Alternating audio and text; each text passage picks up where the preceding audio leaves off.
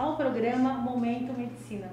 E hoje o programa visita o Instituto Erecta, centro médico voltado à saúde sexual do homem. E quem nos recebe são os doutores, doutor Henrique Trevisani. Tudo bem, doutor? Tudo bem, obrigado. Que é vascular, muito obrigada por ter aceito o nosso convite. Eu que agradeço o convite. E o doutor Adriano Pinto, ele que é urologista. Tudo bem, doutor? Tudo bem, muito obrigado. Seja bem-vinda. Estamos aqui.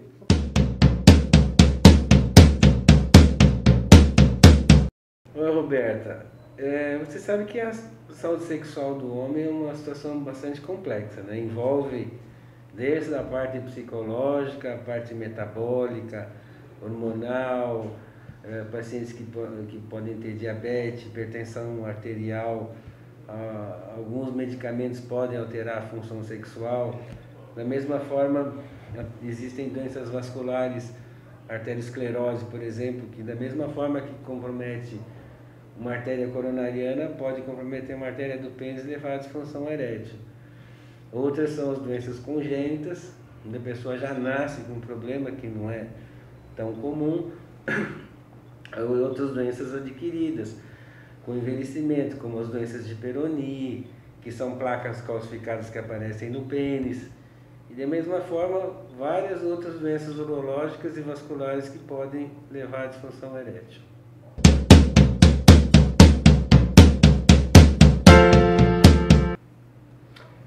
Muito bem, Roberta. Veja, as doenças sexuais são algum grupo de doenças que tem uma característica muito especial. Todas essas doenças envolvem sempre pelo menos dois tipos de patologias. Uma dessas patologias envolve o aspecto psicológico do paciente. Mesmo que o indivíduo tenha algum tipo de doença, mesmo que o indivíduo tenha algum defeito congênito, mesmo, como disse o Dr. Eurico, exista arteriosclerose, envelhecimento, ainda assim, o fato de você não conseguir ter uma atividade sexual adequada te deixa deprimido, chateado, nervoso, preocupado, porque a nossa cultura, a cultura ocidental, diz que a gente não pode falhar, diz que a gente deve ser sempre habilitado a ter uma atividade sexual satisfatória. E isto nos é cobrado aos homens pela sociedade, tanto a sociedade patriarcal, que a gente conhece, como também por nossas parceiras, que também foram educadas dessa forma. Portanto, quando a gente falha, seja por qualquer motivo, a gente sendo cobrado, a gente acaba ficando com mais medo de falhar. E isso gera uma dificuldade maior ainda. Então, falhar é um tabu. Falhar diminui a nossa capacidade de se sentir bem, diminui a nossa autoestima, diminui a nossa capacidade de produzir, nos deixa deprimidos. Então, isso continua sendo, nos dias de hoje, uma grande fonte de desorganização dentro da sociedade. O que existe de diferente hoje é que esse assunto é conversado de forma mais aberta. Hoje a gente consegue conversar sobre essas coisas na televisão, a gente consegue ouvir sobre disfunção sexual no rádio, na TV, na internet, e talvez a gente consiga também discutir sobre formas de tratamento. Mas o homem que falha, ele ainda se considera um incompetente.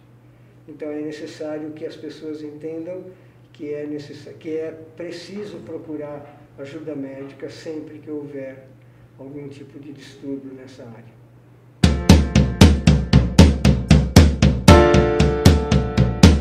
Veja, como a gente já comentou anteriormente, no passado nós tínhamos algumas coisas, mas muito poucas. a maioria dos pacientes eram tratados como portadores de problemas de ordem psicológica. Ao longo do tempo, o que foi aparecendo foram algumas pessoas que usavam próteses. Aliás, é curioso saber que prótese peniana já era conhecido no Antigo Egito, na época dos faraós.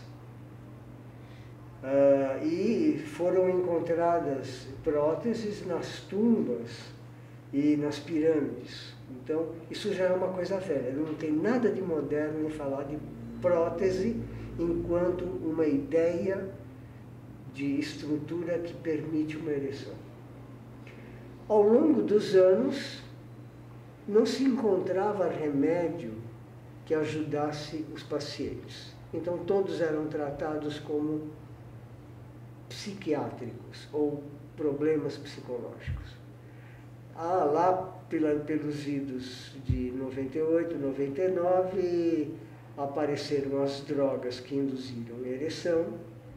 Também por volta dessa época, apareceram substâncias que a gente poderia injetar no pênis e que produzem ereção. Então a gente poderia injetar uma substância no pênis, ficar com o pênis armado por um determinado período de tempo e ter uma ereção. O que também é uma outra coisa curiosa, porque um dos sujeitos que descobriu isso, resolveu demonstrar isso num congresso nos Estados Unidos e ele o fez no próprio pênis, na frente da plateia. E para provar que não era mentira, né? Ele injetou no próprio pênis, na frente da plateia, e andou para lá e para cá com o Zezinho armado.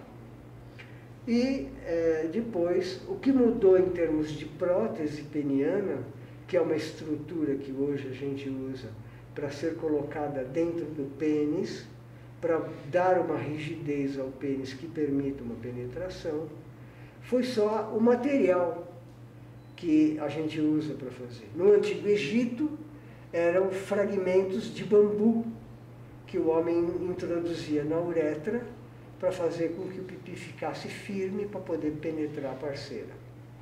Hoje, a gente usa fragmentos de metal que permitem que essa estrutura seja firme e rígida, envolvidas por silicone, para que a gente tenha uma estrutura inerte que não machuque o pênis. Ou, como a partir de 1980 e qualquer coisa, criou-se a prótese inflável, porque a prótese semirrígida, essa que tem o metal, eu sou obrigado a dobrar para não ficar armado o tempo todo. Ela fica dobrada e eu escondo ela dentro da roupa íntima. E quando eu preciso usar, eu puxo, armo e tenho um pênis ereto para produzir uma penetração. Mas para o meu dia a dia, quando eu tenho que jogar golfe ou quando eu tenho que ir ao mercado, eu não posso andar com o pênis assim. Então, um sujeito lá nos Estados Unidos resolveu montar uma prótese que, ao invés de ter uma haste metálica, ela se enchia de líquido e ficava firme com líquido cheio, que é a tal da prótese inflável. Então, o que há de novidade? As drogas, o de mais moderno, né? As drogas que a gente usa por via oral, que produzem ereção, as drogas que a gente usa por via intrapeniana, que produzem ereção, e as próteses penianas com esses materiais renovados que podem ser ou de um silicone mais adequado ou infláveis, em que eu tenho um pênis inflável, é uma bexiga do tamanho do pênis, que eu posso apertar uma bombinha e ele vai elevando, e quando eu não quero mais, eu aperto e ele volta para o tamanho normal. É isso que tem hoje de mais moderno. Existem algumas novidades curiosas, que eu me permito a liberdade de anunciar, sendo que elas ainda não estão na praça. Mas existe uma prótese feita com um ímã, que a gente põe o ímã e ela fica assim. Você tira o ímã e ela baixa. Existe uma prótese que está sendo testada com um aparelhinho que não tem água, tem um fiozinho que a gente empurra ele e ela aciona. Ou seja, são variantes da forma como eu deixo o pênis ereto. É só isso. E o grande problema dessas próteses está sempre relacionado ao seu preço. São próteses que normalmente não temos no país, vêm do exterior, existe uma incidência de impostos que tornam essas próteses muito caras, né? Porque são tributadas em dólar, então não conseguem ser para todos os pacientes, e a Agência Nacional de Saúde não as autoriza para uso nas operadoras. Então, atrapalha um pouquinho. Eu espero ter resumido aí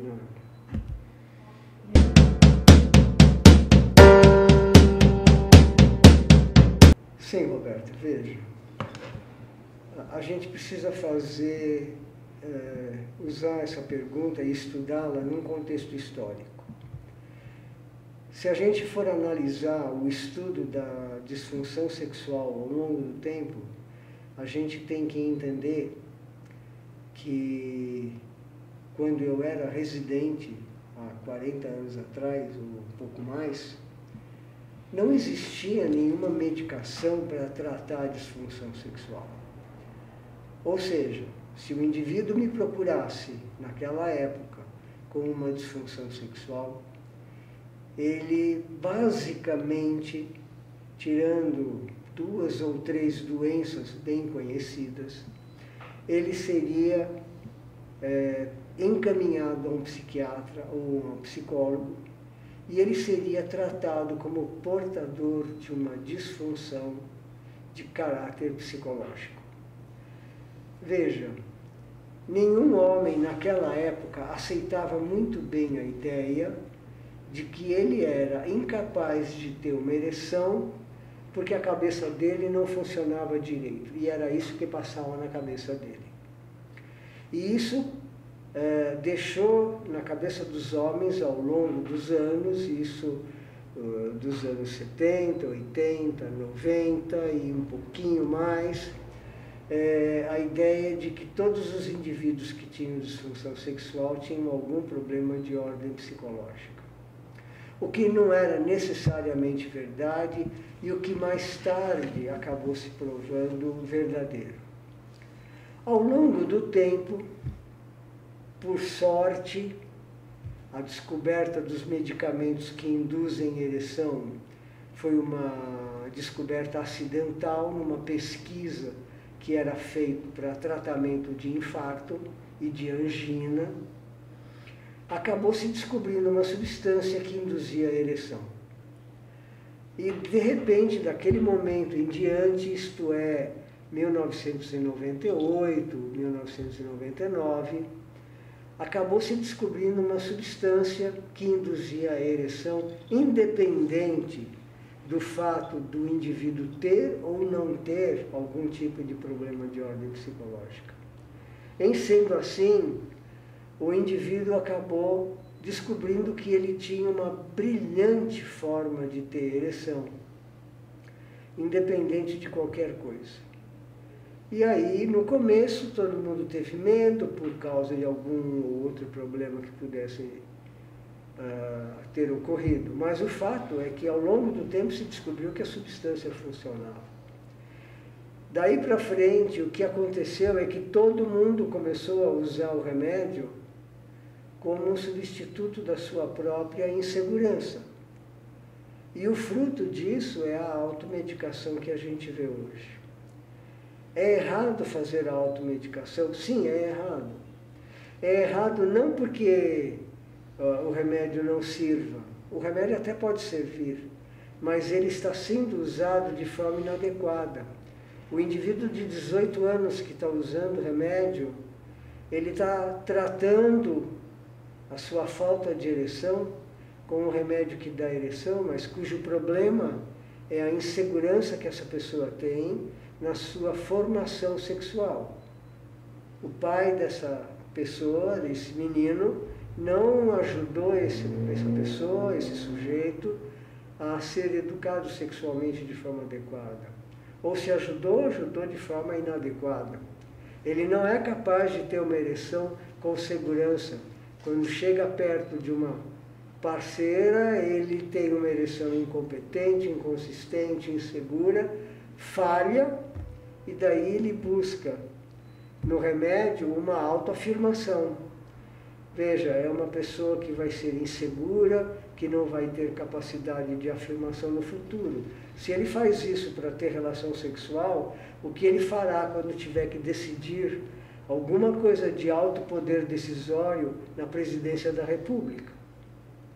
Então, tem uma falha nessa estrutura? Sim, tem uma falha. Então, nós precisamos ensinar primeiro os nossos filhos a serem educados sexualmente de forma correta. Esse é o primeiro ensinamento que nós devemos ter. E o segundo ensinamento, o remédio funciona, sim, mas ele não funciona sempre, ele não funciona para todos. Então, deixar que o meu filho vá se educar na farmácia é um atestado de tolo, né?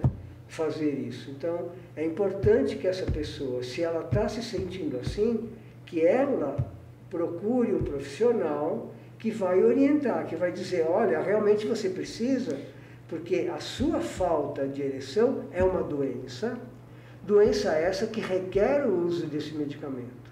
Ou então, não usa não, porque isso que você está sentindo é uma insegurança, é uma falha, é um medo de falhar ou alguma coisa semelhante e que eu posso corrigir com um treinamento melhor. Muitos desses jovens utilizam a droga para autoafirmação e ter uma qualidade de ereção melhor e impressionar a parceira.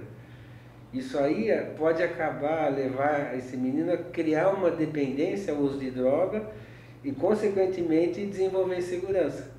Que às vezes, pela autoafirmação, acaba, mais ou em tese, se viciando ao remédio, né? Fica com medo de não usar o remédio, não ter um bom desempenho e acaba criando essa dependência química, né?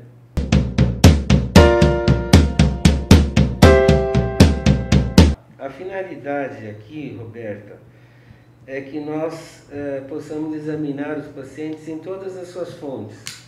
Então, tanto das doenças metabólicas, diabetes, aquilo que a gente já comentou, doença aterosclerótica,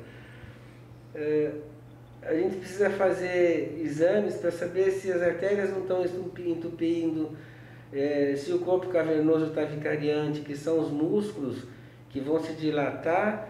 A hora que eles se dilatam, eles fecham a saída de sangue e eles se mantêm ereto. Então, a ideia nossa, de forma bastante técnica, bastante ética, bastante abrangente, é examinar o paciente do ponto de vista hemodinâmico. Que tudo tem uma dinâmica e a ereção peniana é uma dinâmica bastante complicada, porque ela depende de hormônio, depende do estado psicológico, depende de tanta coisa. E é difícil a gente fazer um diagnóstico só através de exames de sangue. Não, a gente depende de vários testes, como o teste de ereção artificial, perdão, que é um teste onde a gente induz a ereção com droga vasoativa, pequenas injeções que a gente dá no pênis, mais estímulo visual erótico, para a gente ter uma primeira avaliação da qualidade da ereção desse paciente. Então, existem casos, por exemplo, a gente injeta o remédio, tem o estímulo visual erótico, ele não tem resposta nenhuma. Quer dizer, alguma coisa de errado está acontecendo. Outros exames que a gente faz são os testes de sensibilidade peniana, o Doppler peniano, que é um exame fundamental. Através do Doppler a gente vai investigar as arterinhas, se existe alguma obstrução, algum indício de obstrução, ou fibrose do corpo cavernoso, que é muito comum acontecer, principalmente já na segunda, terceira idade, né? ou por trauma quando é mais jovem, ou com o próprio envelhecimento da pessoa, que onde criam-se pequenas calcificações no pênis, dando a doença de Peyronie. E por fim, avaliações do sistema urológico, que são doenças correlatas. O paciente tem que avaliar seu sistema prostático, sua função hormonal, ver como estão esses hormônios, e uma tomografia, que é o final que a gente faz, que são os exames para ver, fazer um mapeamento interno do pênis e ver se não existem fibroses, tortuosidades, se esse músculo ele não está dilatando direito, ele não consegue fechar a saída e o sangue escapa. E na tomografia fica muito evidente esse resultado. Com isso, tendo todos esses exames prontos e o paciente sendo muito bem avaliado, a gente sabe o que está acontecendo e como vamos tratá-lo, né? Aquilo que a gente comentou, os tratamentos são da ordem, primeiro com comprimidos, depois se o comprimido não adiantar, a gente dá a injeção, se não der a injeção ele acaba indo para a cirurgia, mas cada situação no seu tempo. Mesmo porque o paciente tem que se amadurecer com a ideia do tratamento e o que ele vai fazer, porque é uma situação, em termos de tratamento, é uma situação absolutamente nova para ele. Eu não vou querer tomar injeção no pênis porque isso dói muito, eu não vou querer, né? Existe toda uma condição que a gente tem que educar o paciente para começar a se tratar. Precisa investigar bem o paciente, principalmente a parte psicológica, porque vamos falar em português, assim, fazer uma comparação grosseira, né? A pessoa bateu 3 pênaltis errados, por que vai acertar o quarto? Então, se ele teve alguns insucessos, com relações sexuais insatisfatórias, perda da ereção quando está penetrado, ele vai perder aquela confiança dele. Quando for para a próxima relação, ele já vai achando que não vai funcionar, e não funciona mesmo, vira uma bola de neve isso. Então lá na cabeça dele vira uma bagunça, né? Porque ele não sabe se o problema dele é psicológico, ele não sabe se o problema dele é clínico, até chegar na gente. Aliás, grande parte dos pacientes que vêm para a gente, mas eles passaram vários outros tipos de tratamento, por vários outros tipos de tratamentos que não deram certo, justamente porque não foram bem investigados e os casos não foram conduzidos adequadamente. Então, por isso que a gente acha necessário investigar a doença, investigar o doente, a parte psicológica, e acolher o paciente não como doença, mas como doente, né? Porque a doença não é só falta de ereção. O que vem por trás disso? Né? Essa aqui é a filosofia de trabalho da gente. Tratar o paciente com carinho, como doente, acolhendo da melhor forma. Muitas das vezes os pacientes vêm, igual hoje, que vem o paciente com a esposa, felizes da vida, um paciente que tinha uma disfunção erétil, que precisava de fazer cirurgia.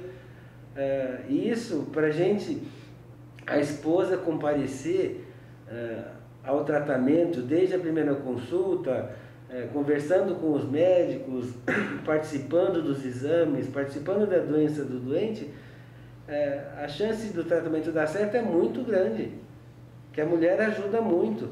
O homem, ele precisa da mulher de várias outras formas, não só na cama, né? A mulher orienta, dá força, dá ânimo, dá vontade de viver, dá carinho, dá amor. E a sexualidade engloba tudo isso, né? Tanto a parte médica como a parte psicológica também e da relação familiar, né? Não, é isso. Desde o início, a ideia sempre foi que a gente fizesse um instituto que primasse por buscar um diagnóstico mais preciso possível e que oferecesse todas as possibilidades de tratamento, porque nem sempre é isso que o paciente consegue em outros lugares. Então aqui ele vai ter a chance de fazer o que ele precisar fazer. Se ele precisar fazer um tratamento medicamentoso, ele vai ter. Se ele precisar fazer outro tipo, ele vai ter. Nós temos psicóloga, um time de psicoterapia para englobar, e muitas vezes ele precisa de tudo isso junto, né? Porque às vezes você dá um medicamento, o indivíduo chega e fala, doutor, minha ereção está uma beleza, mas na hora que eu chego perto, aquilo falha. Só que de manhã cedo eu acordo perfeitamente normal. Quer dizer, o que está acontecendo é realmente insegurança na hora de realizar, né, a performance. Então, e essas pessoas, quando bem orientadas e quando, assim, suplantadas por uma boa base psicoterapeuta, elas ficam ótimas, elas se sentem muito bem.